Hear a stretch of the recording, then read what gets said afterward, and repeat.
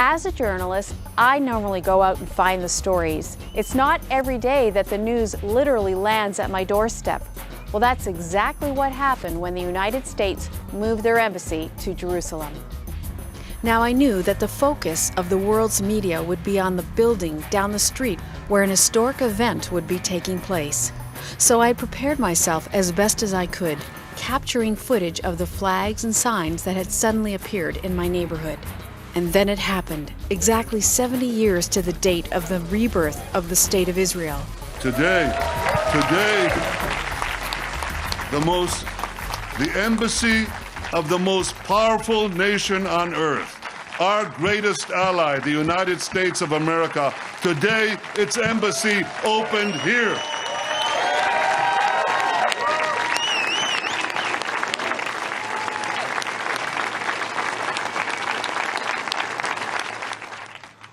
All of us are deeply moved.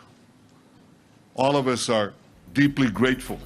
Scores of reporters and cameramen positioned themselves on the hill, roughly 200 meters from the location of the new embassy. I had pre-captured my introduction the week before. Situated directly behind me. Incidentally, this property is strategically located in an area that is designated as neither East nor West Jerusalem. And as expected, security was extremely tight. Roads were blocked off within a 1-mile radius. The area is secured. We have more than 1,000 officers in and around the area, special patrol units, border police units that will respond to any incident. But at the moment, the area is on lockdown, shut down.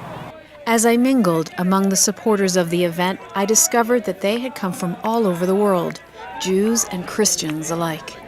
The atmosphere was celebratory and joyful. Jerusalem has been the holy city of the Jewish people for 3,000 years.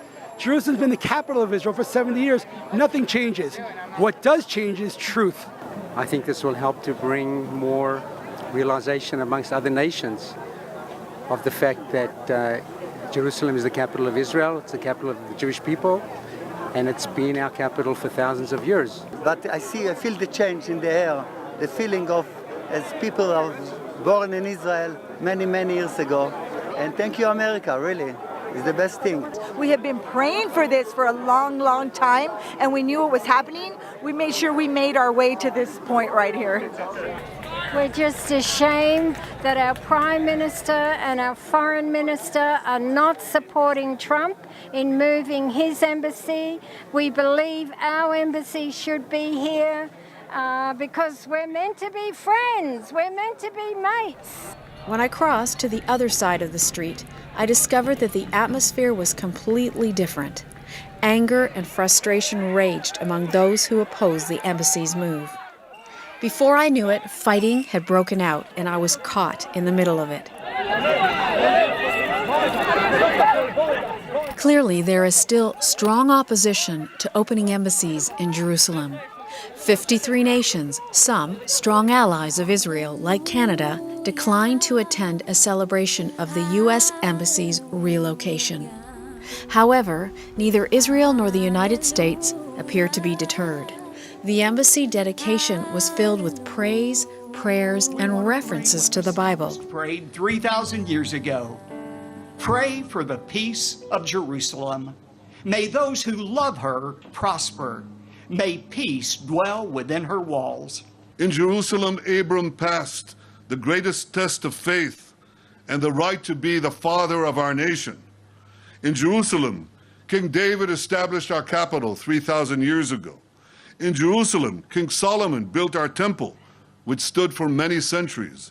And it was here in Jerusalem, some 2,000 years later, that the soldiers of Israel spoke 3 immortal words.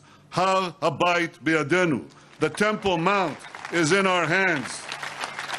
Words that lifted the spirit of the entire nation.